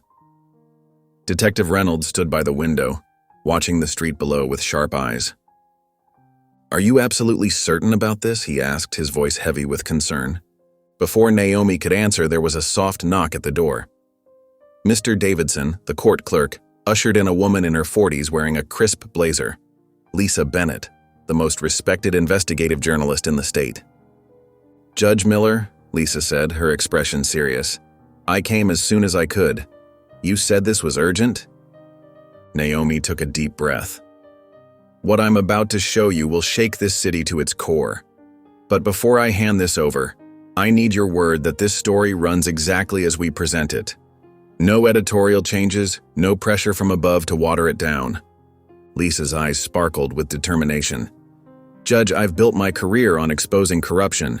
You have my word." Naomi handed over the USB drive, her voice steady. "This contains security footage proving that Dr. Richard Hawthorne and his son Nathaniel have been running a baby trafficking ring for decades. They stole my son Elijah and dozens of other infants, selling them to wealthy families while telling the birth mothers their babies had died." Lisa's fingers closed around the drive, her face paling as she understood the magnitude of what she held. "Give me 12 hours. This will be tomorrow's leading story." The next morning, Naomi sat in her living room with Elijah curled up beside her, watching as Lisa Bennett's face filled the television screen. The headline below read, "Breaking news. Prominent family linked to decades-long baby trafficking ring." Sources have provided conclusive evidence that the Hawthorne family, led by Dr. Richard Hawthorne and his son Nathaniel, orchestrated the theft of numerous infants from St. Mary's Hospital. Lisa's voice rang clear and strong. Among the victims was respected Judge Naomi Miller, whose son was stolen at birth and declared stillborn. The story unfolded with devastating precision. Security footage showed Dr. Hawthorne passing a newborn to a man wearing the infamous star pin. Hospital records revealed dozens of suspicious stillbirth cases. Former nurses came forward, speaking about their suspicions and fears. Elijah pressed closer to Naomi as his own picture appeared on screen. "Are they going to believe us now?" he whispered. "They have to, sweetheart," Naomi answered, holding him tight. Within hours, the courthouse was swarming with reporters. Nathaniel Hawthorne called an emergency press conference, his usually impeccable appearance showing signs of strain. "These allegations are completely false," he declared, his voice carrying a hint of desperation beneath its practiced smoothness. "Judge Miller is clearly suffering from some kind of breakdown. Her obsession with my family has led her to fabricate these outrageous claims." But the evidence was too strong to ignore. By afternoon, the chief judge had ordered Elijah's case reopened, setting an emergency hearing for the following day. In her chambers, Naomi prepared her testimony with Reynolds and Mr. Davidson, spreading documents across her desk. "We need everything perfect," she said, reviewing each piece of evidence. "Nathaniel won't go down without a fight." Meanwhile, across town, Nathaniel Hawthorne slipped into a dimly lit parking garage. A figure waited in the shadows, face obscured. "This has gotten out of hand," Nathaniel hissed, his composure finally cracking. "If Naomi testifies tomorrow, everything we've built will crumble." He pulled out an envelope thick with cash. "If she makes it to that courtroom, take care of it." The figure took the envelope without a word, melting back into the shadows as Nathaniel straightened his tie, the star pin glinting dully in the dim light. The courthouse buzzed with tension as Naomi stood before Judge Harrison, her heart pounding but her voice steady. The morning light filtered through tall windows, casting long shadows across the packed courtroom. Nathaniel sat at the opposing table, his expensive suit perfectly pressed, that infamous star pin gleaming on his lapel. "Your Honor," Naomi began, her fingers brushing the USB drive, "I present new evidence that will prove Mr. Hawthorne's custody claim is based on fraudulent documents." The courtroom fell silent as the video played on the large screen. The grainy footage showed Dr. Richard Hawthorne, Nathaniel's father, accepting a bundled infant from a nurse in the dead of night. The timestamp matched the date of Naomi's delivery. "As you can see," Naomi continued, her voice growing stronger, "this footage clearly shows Dr. Hawthorne participating in the illegal removal of newborns from St. Mary's Hospital." Nathaniel's lawyer shot to his feet. "Objection, Your Honor, this so-called evidence is clearly manipulated. My client's father was a respected physician. Judge Miller is attempting to manipulate both this court and the media with fabricated footage." Judge Harrison raised his hand for silence. "Mr. Peters, your objection is noted. However, given the serious nature of these allegations, I will review all evidence presented." Nathaniel leaned back in his chair, a slight smirk playing at the corners of his mouth. His legal team produced a thick stack of documents, presenting them to the judge. "Your Honor," Peters continued, "we have expert testimony stating this footage has been doctored. Furthermore, Judge Miller's recent behavior suggests she is suffering from severe emotional distress. making her unfit for custody at this time. Naomi felt her chest tighten as she watched Judge Harrison review the documents. Detective Reynolds, sitting in the gallery, gave her a reassuring nod. "Given the complexity of these allegations," Judge Harrison announced, "and the conflicting evidence presented, I am ordering Elijah to be placed in temporary foster care until we can complete a full investigation of these claims." "No!" Elijah's cry pierced the formal atmosphere of the courtroom. He had been sitting quietly beside Ms. Jenkins, but now he jumped up, tears streaming down his face. "Please don't take me away." Naomi's heart shattered as she watched the social worker gently take Elijah's hand. She wanted nothing more than to run to him, to hold him close and never let go. But she forced herself to maintain her professional composure in the courtroom. "Elijah," she called softly, her voice thick with emotion. "Look at me, sweetheart." His big brown eyes, so like her own, met hers across the courtroom. "I won't stop fighting," she whispered, loud enough for him to hear. "I promise you that." Elijah nodded bravely through his tears as Ms. Jenkins led him toward the door. He kept looking back at Naomi until he disappeared from view. Nathaniel stood straightening his tie with manicured fingers. "A wise decision, Your Honor," he said smoothly. "The boy's welfare must come first." Naomi gathered her papers, her hands shaking slightly. Detective Reynolds approached her table as the courtroom began to empty. "We'll get him back," he murmured. "We have more evidence coming in every hour as people come forward. This is just temporary." But watching Nathaniel stride confidently from the courtroom, Naomi felt the weight of what they were up against. The Hawthorns had spent decades building their power, their influence reaching into every corner of the city. They wouldn't give up without a vicious fight. Still, as she touched the locket around her neck, the twin to Elijah's, she knew she would never stop fighting. She had lost her son once to the Hawthorns' cruelty. She wouldn't lose him again. Detective Reynolds' car pulled up to a modest house on the outskirts of town. The late afternoon sun cast long shadows across the neatly trimmed lawn as Naomi stepped out, clutching her briefcase. Her heart raced with anticipation. This could be the breakthrough they desperately needed. Veronica Smith opened the door before they could knock. She was a petite woman in her 60s, with silver hair and kind eyes clouded by worry.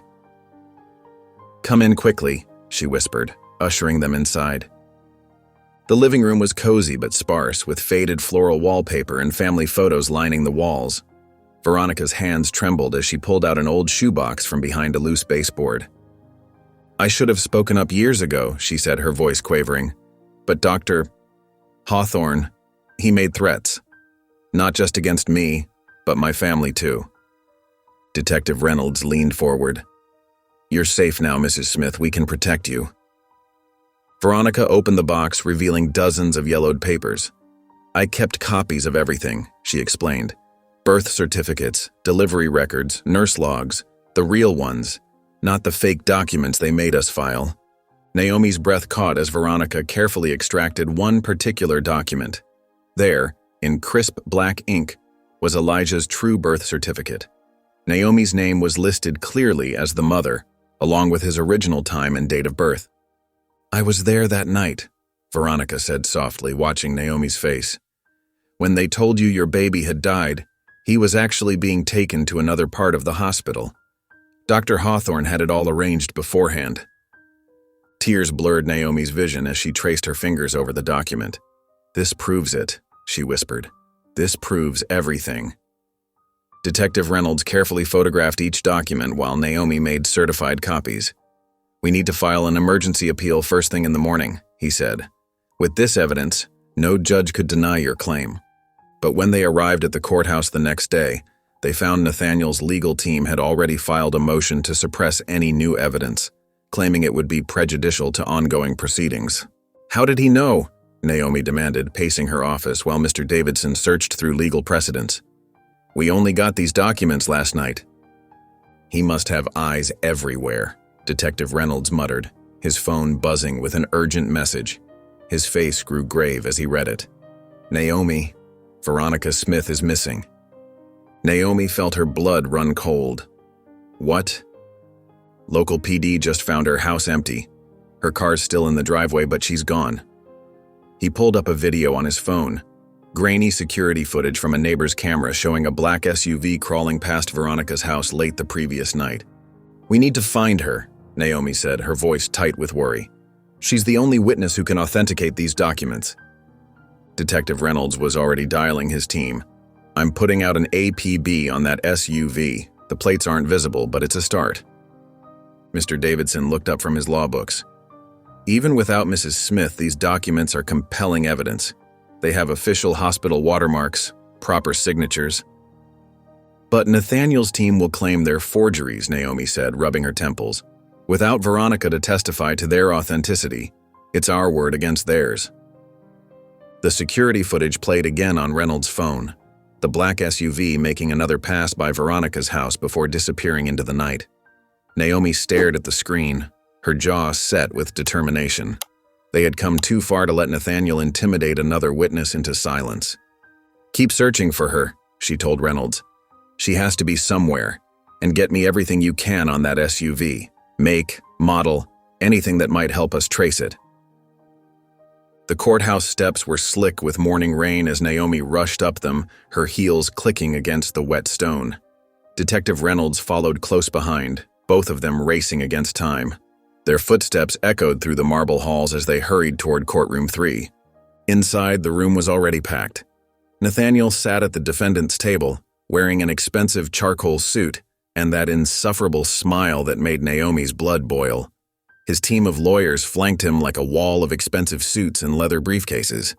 "Your Honor," Naomi addressed Judge Martinez, trying to keep her voice steady. "I move for an immediate order of protection for our key witness, Veronica Smith. We have reason to believe she's been abducted to prevent her testimony." Judge Martinez peered over his glasses. "That's a serious allegation, Counselor. Do you have evidence?" Detective Reynolds stepped forward, presenting the security footage on his tablet. "This black SUV was seen circling Mrs. Smith's house last night. She's now missing." Nathaniel's lead attorney shot to his feet. "Objection, Your Honor. This is pure speculation. Perhaps Mrs. Smith simply went on vacation." "Leaving her car in the driveway, her house unlocked?" Naomi countered, her voice rising with frustration. "This is witness tampering, plain and simple." Judge Martinez held up his hand.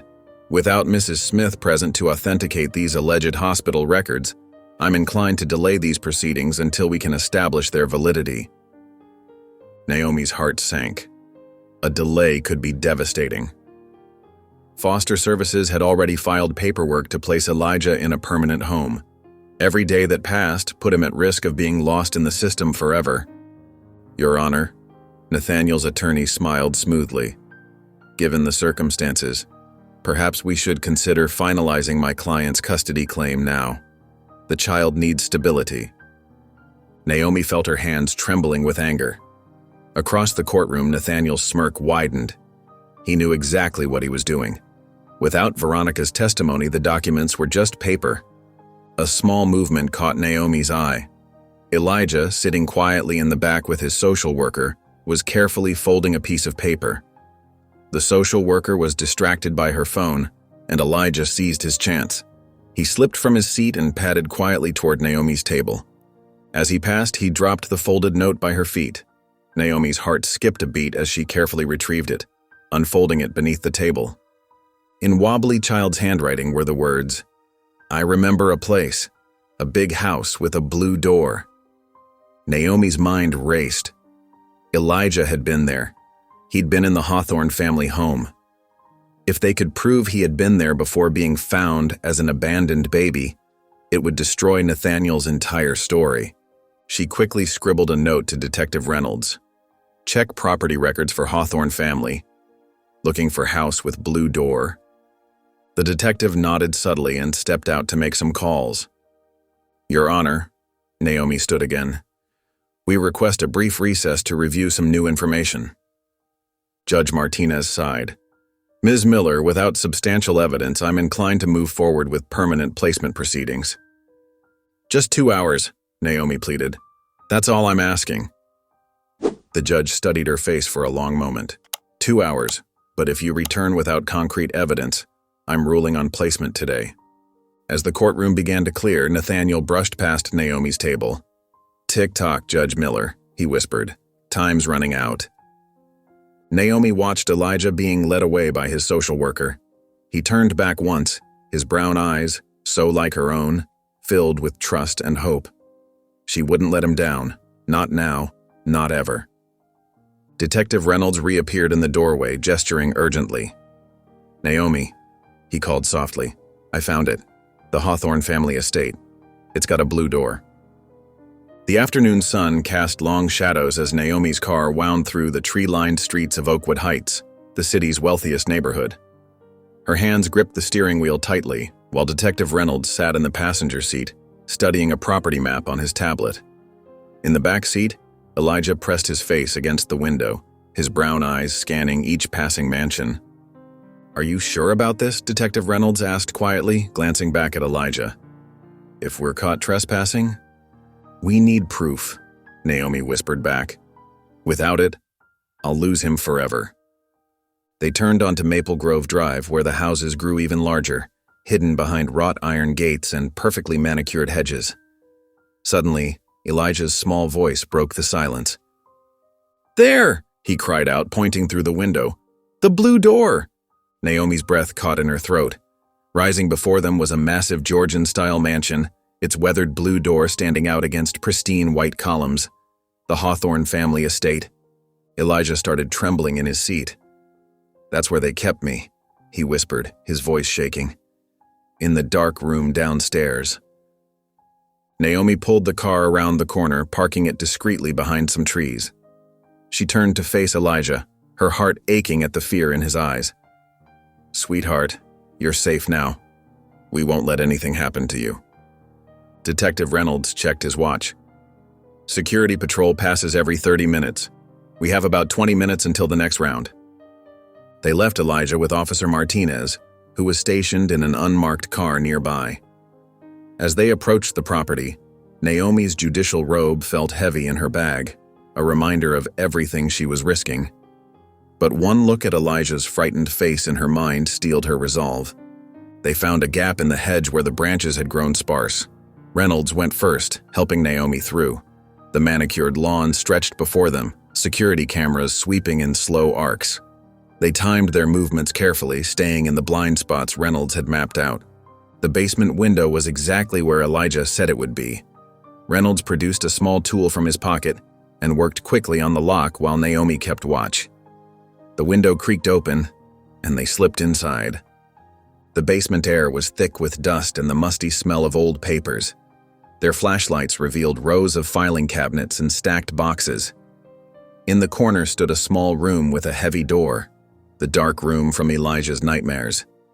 Over here, Reynolds whispered, pulling out a box labeled 2018, the year Elijah was born. Inside, they found exactly what they were looking for. Carefully organized files containing birth certificates, medical records, and photographs. Dozens of them. Each folder represented another stolen child. Naomi's hands shook as she opened a folder marked with her hospital room number. Inside was a photograph that made her heart stop. A tiny newborn, his eyes squeezed shut, a distinctive birthmark on his shoulder identical to Elijah's. This is it, she breathed, documenting everything with her phone's camera. This proves everything. They found more damning evidence, ledgers showing payments, correspondence between Dr. Hawthorne and wealthy clients, even the original birth certificates before they were altered. It was a meticulous record of decades of stolen children. Just as they were preparing to leave, the basement door at the top of the stairs creaked open. Heavy footsteps descended slowly, deliberately. Naomi and Reynolds quickly switched off their flashlights, pressing themselves against the wall. A figure appeared at the bottom of the stairs. The overhead light clicked on, flooding the basement with harsh fluorescent light. There stood Nathaniel Hawthorne, blocking their only exit. His usual smirk was gone, replaced by cold fury. Now, Judge Miller, he said, his voice eerily calm. Breaking and entering? That's not very judicial of you. He took a step forward, his expensive shoes clicking against the concrete floor. I warned you, some truths are better left buried. Nathaniel's eyes glinted dangerously in the basement's harsh light. Naomi's hand slipped into her pocket, pressing the record button on her phone as she faced him. "You've lost everything you worked for," Nathaniel snarled, taking another step closer. "But I'm willing to be generous. Walk away now, and Elijah stays safe. Push this further." He let the threat hang in the air. "Well, children do have a habit of disappearing, don't they?" "Are you threatening my son?" Naomi's voice was steady despite her racing heart. "Your son?" Nathaniel laughed coldly. "He was never yours, my father made sure of that, and I can make him disappear again just as easily." 2 days later, the courtroom was packed as Naomi stood before Judge Matthews. Her hands trembled slightly as she held up her phone. "Your Honor, I'd like to present new evidence," she said clearly. "A recording made during a break-in at the Hawthorne estate where we discovered proof of decades of child trafficking." Nathaniel shot up from his chair. "Objection, any evidence obtained illegally?" "Overruled." Judge Matthews cut in. "Play the recording, Judge Miller." Nathaniel's threatening voice filled the courtroom. Gasps echoed through the gallery as he admitted to his father's crimes and threatened Elijah's safety. Nathaniel's face turned ashen. "Furthermore," Naomi continued, "Detective Reynolds has recovered extensive documentation from Mr. Hawthorne's basement proving his family's involvement in a decades-long child trafficking operation, including my son's original birth certificate and photographs." Judge Matthews reviewed the evidence, his expression growing darker with each document. Finally, he looked up, his decision clear in his eyes. "Based on the overwhelming evidence presented, this court grants full adoption rights to Judge Naomi Miller. Mr. Hawthorne, you are hereby—" "No!" Nathaniel exploded from his chair, his composed facade shattering completely. "You can't do this. That empire was built on perfect crimes. Perfect. You're all nothing compared to us." 2 court officers moved to restrain him as he continued screaming. "You think this is over? My father's legacy." "Your father's legacy ends today," Judge Matthews declared firmly. "Nathaniel Hawthorne, you are under arrest for fraud, conspiracy, and child trafficking." As the officers led a struggling Nathaniel away, Naomi finally let her tears fall. Years of pain, loss, and longing dissolved in that moment of justice. Her son was coming home, for good this time. The evening sun cast a warm golden glow through Naomi's kitchen windows as she unlocked her front door, Elijah's small hand nestled safely in hers. His eyes were wide with wonder as they stepped inside, taking in what was now truly his home. "Is this really forever?" he asked softly, clutching his beloved locket. Naomi knelt down beside him, her heart overflowing with love. "Yes, sweetheart. This is your home now, forever and always." Elijah's face lit up with the purest smile she had ever seen. He wrapped his arms around her neck, breathing in deeply as if trying to memorize her scent. "I knew you were my mommy. I just knew it." In the kitchen, Naomi helped Elijah onto a chair at the counter while she prepared their first dinner as mother and son. She kept glancing at him, still hardly believing this miracle was real. He sat there, swinging his legs, watching her every move with contentment in his eyes. "Would you like to help me make the salad?" she asked, pulling out fresh vegetables. "Yes." His enthusiasm made her laugh as she lifted him onto a step stool beside her. Together, they prepared a simple meal of spaghetti and meatballs, Elijah's favorite, she had learned. The normalcy of it all brought tears to her eyes, showing him how to tear lettuce leaves, warning him to be careful with the cherry tomatoes, giggling when he got sauce on his nose. As they sat down to eat, Elijah looked at the plate before him with wonder. "We never had family dinner at the Foster homes," he said quietly. Naomi reached across the table and squeezed his hand. "Well, we'll have family dinner every night from now on." After dinner, they curled up on the couch together. Elijah's small body fit perfectly against hers, as if they had never been separated. His eyes grew heavy as she stroked his hair, the excitement of the day finally catching up with him. "Mommy?" he mumbled sleepily. "Yes, sweetheart?" "I'm not scared anymore." Those 4 simple words broke something open in Naomi's heart. She pulled him closer, pressing a kiss to his forehead as his breathing grew steady and deep. In the quiet of their living room, with her son finally safe in her arms, Naomi felt complete for the first time in 5 years. "Justice always finds a way," she whispered softly, watching her son sleep peacefully at last. The autumn breeze rustled through the trees as Naomi watched Elijah climb the playground equipment. His laughter, pure and uninhibited, echoed across the park. She had never heard him laugh like this before, free without the weight of uncertainty that had followed him through foster homes. "Look at me, Mommy," he called out, sliding down the twisting slide for the third time. His cheeks were flushed with excitement, his eyes sparkling. Naomi's heart swelled. Just weeks ago, he had been a quiet, withdrawn child, careful not to draw attention to himself. Now he was transformed, running, jumping, and playing like any other 5-year-old should. Later that afternoon, as they sat on a park bench sharing a snack, Elijah grew quiet. He picked at the wrapper of his granola bar, his small fingers fidgeting. "What's on your mind, sweetheart?" Naomi asked gently. Elijah looked up at her, his brown eyes, so much like her own, filled with worry. "Will you ever leave me too?" The question hit Naomi like a physical blow. She pulled him close, wrapping her arms around his small frame. "Never, Elijah. You're my son, forever. Nothing will ever change that." He buried his face in her shoulder, holding on tight. "Promise?" "I promise with all my heart." When they returned home, Detective Reynolds was waiting on their porch. His face held good news for once. "Nathaniel's facing multiple charges," he reported while Elijah played with his toys in the living room.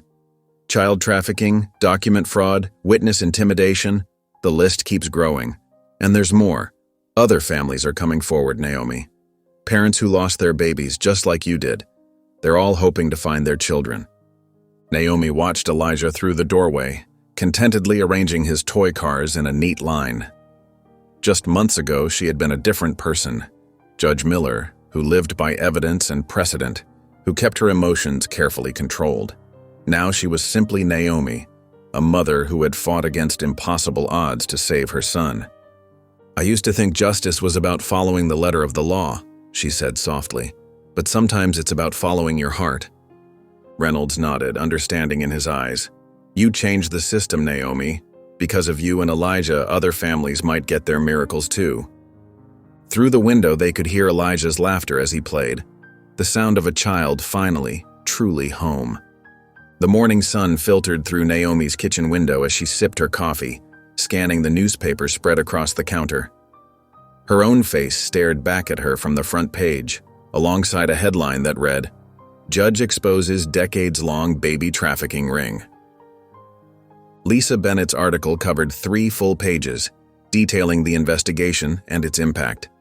The reporter had done a thorough job, focusing not just on the scandal, but on the human element of the story. Photos showed other families coming forward, holding up baby pictures of children they'd lost years ago. Elijah padded into the kitchen in his dinosaur pajamas, rubbing sleep from his eyes. He stopped short when he saw his picture in the paper, a sweet snapshot of him playing in the park. "That's me," he said softly, pointing at the image. His small finger traced the outline of his face. "Does this mean I'm special?" Naomi set down her coffee cup and lifted him onto her lap, wrapping her arms around him. "You always were, sweetheart. Long before any newspaper wrote about you." The phone had been ringing nonstop all morning. Child protection advocates wanted Naomi to speak at their events. Adoption agencies sought her expertise on strengthening their verification processes. Her assistant had already fielded calls from 3 major news networks. "Judge Miller," Lisa Bennett's voice came through the answering machine.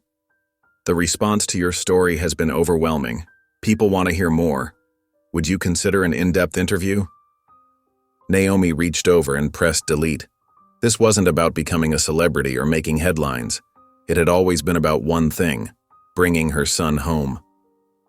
Later that afternoon, an invitation arrived from the National Judicial Conference. They wanted her to deliver the keynote address about her experience. The letter praised her courage and determination, suggesting her story could inspire reform across the entire legal system. Naomi sat at her desk, staring at the invitation. She had never wanted to be in the spotlight. Her fight had been personal, driven by a mother's love rather than a desire for recognition.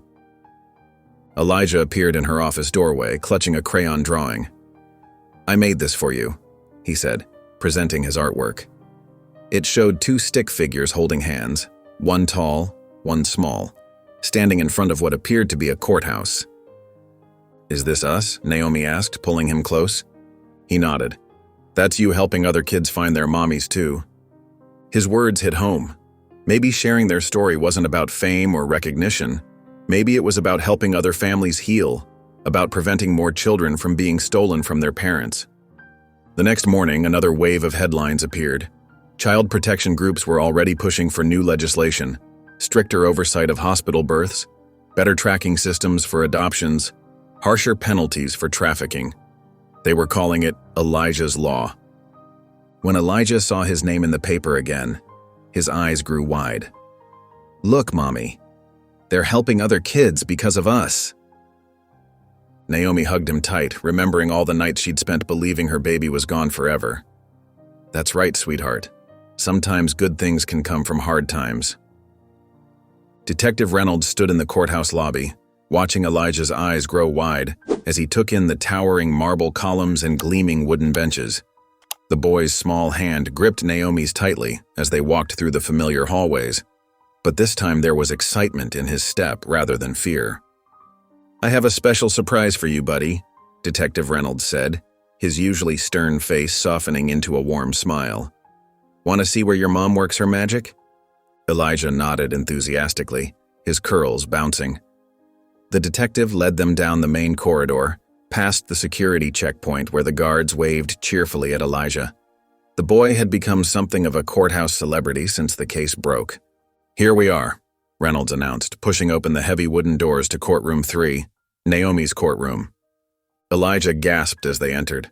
The afternoon sun streamed through the tall windows, casting long shadows across the polished floor.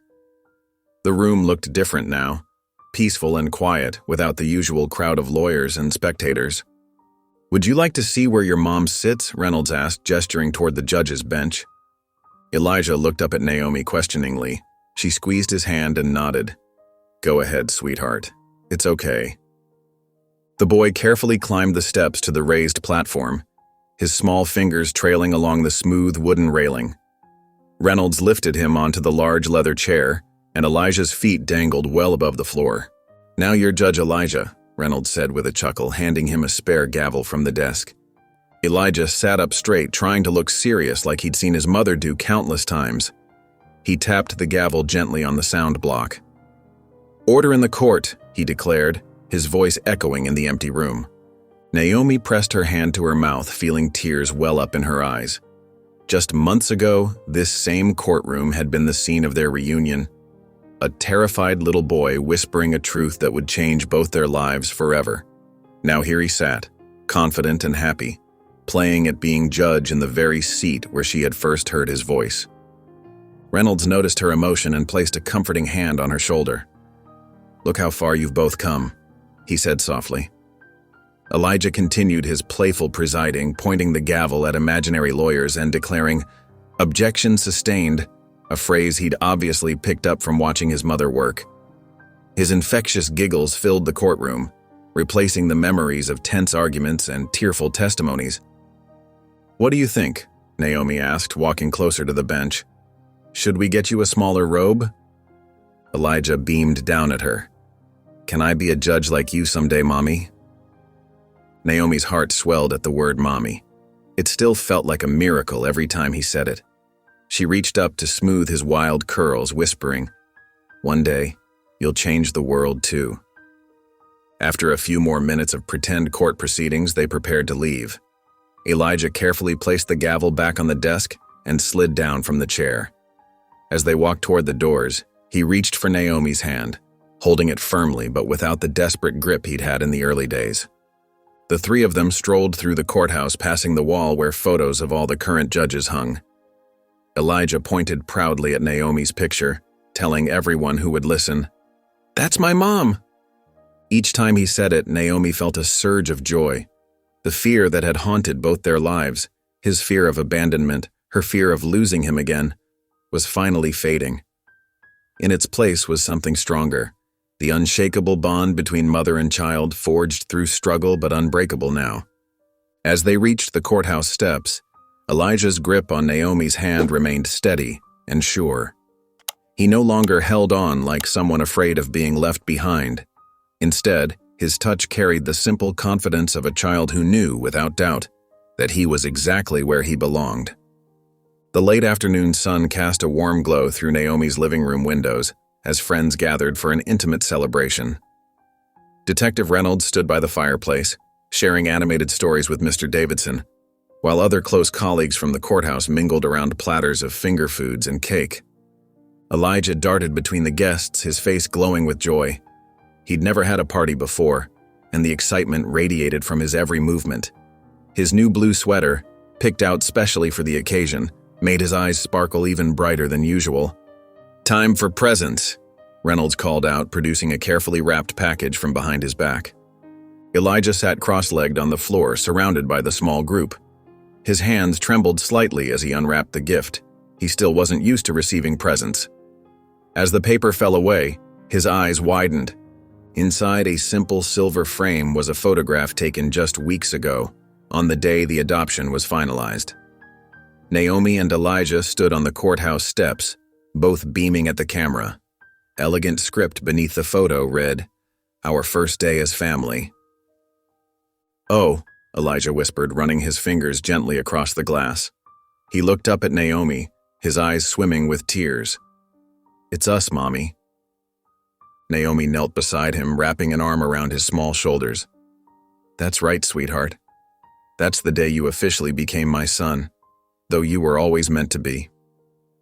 The party continued with cake and laughter, but Elijah kept returning to the photo, as if reassuring himself it was real. When evening fell and guests began to leave, he carefully carried his precious gift upstairs to his bedroom. "Where should we put it?" Naomi asked, watching as he surveyed his room thoughtfully. "Right here," he decided, pointing to his bedside table, "so I can see it when I wake up." Naomi helped him position the frame perfectly, then tucked him into bed with his favorite stuffed bear. For the first time since she'd known him, there was no fear in his eyes at bedtime, no worry that she might disappear while he slept. "Good night, my sweet boy," she whispered, kissing his forehead. "Good night, Mommy," he murmured back, already drifting off peacefully. Naomi lingered in the doorway, watching his chest rise and fall with steady breaths. No nightmares tonight, no crying out in terror, just the peaceful sleep of a child who finally felt safe. Back downstairs, she curled up in her favorite armchair, holding her own copy of the courthouse steps photo. Her legal training had taught her to seek justice through statutes and precedents, to build cases on facts and evidence. But this journey had shown her something different, something that transcended law books and court orders. This had been about love, pure and simple, a mother's love that refused to be silenced, a child's love that never forgot, and the kind of love that could bridge any gap, heal any wound, and find its way home against impossible odds. Naomi touched the photo gently, remembering all the tears and fears that had led to that perfect moment. The law had given them the framework, but love had given them the strength to fight. Love had brought her son back to her. Sunlight streamed through the tall courthouse windows, casting long shadows across the polished wooden floors.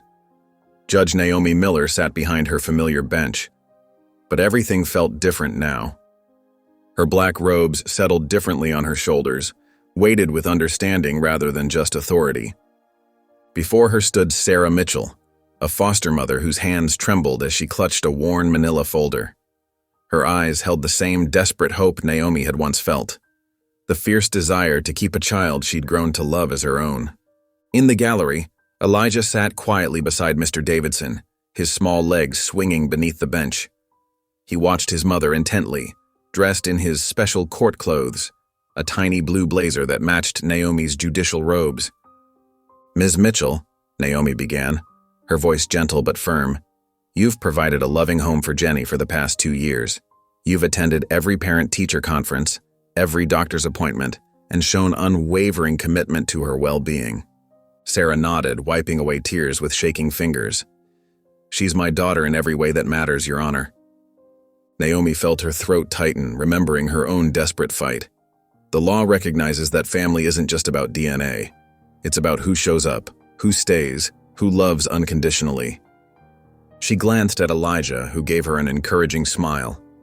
His presence in the courtroom reminded her daily that justice and love could work hand in hand. Having reviewed all evidence and testimonies, I hereby grant full custody of Jennifer Rose Mitchell to Sarah Mitchell, with all rights and responsibilities therein. Naomi's gavel struck with quiet authority. Sarah burst into tears of joy, hugging her lawyer. In the gallery, Elijah beamed with pride, understanding better than most what this moment meant. He watched his mother remove her glasses, noting the slight shimmer in her eyes, the same look she got when she talked about finding him. The late afternoon sun painted the courthouse steps in warm golden hues as Naomi and Elijah walked hand in hand toward the building. Their footsteps echoed in perfect sync, a mother and son united by love, and an unshakable bond that had survived the darkest storms. Elijah's small fingers played with the silver locket hanging around his neck, the very same piece of jewelry that had sparked their incredible journey.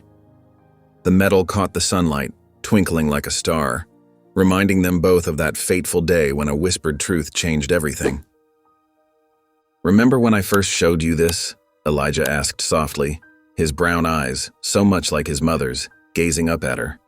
Naomi squeezed his hand gently. "How could I forget?" It was the moment my heart started beating again. They paused at the top of the steps, taking in the majestic building before them. This courthouse had witnessed their struggles, their tears, and finally, their triumph. Now it stood as a symbol of hope, not just for them, but for all families fighting to stay together. Elijah turned to his mother, his face serious yet peaceful. "Mommy, I love you," he whispered, the words carrying all the weight of their shared journey. Naomi's eyes welled with tears as she smiled down at her son. "Justice always finds a way," she replied softly, the phrase that had become their family motto, their reminder that truth and love would always prevail.